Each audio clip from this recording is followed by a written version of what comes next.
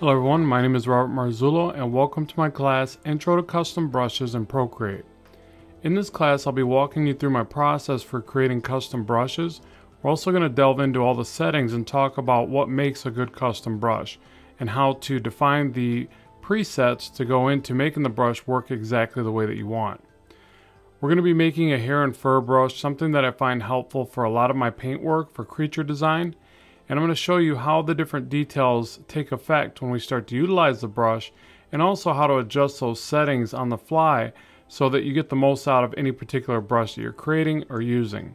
For your class project, you'll be using the brush that we created to put hair on this creature design.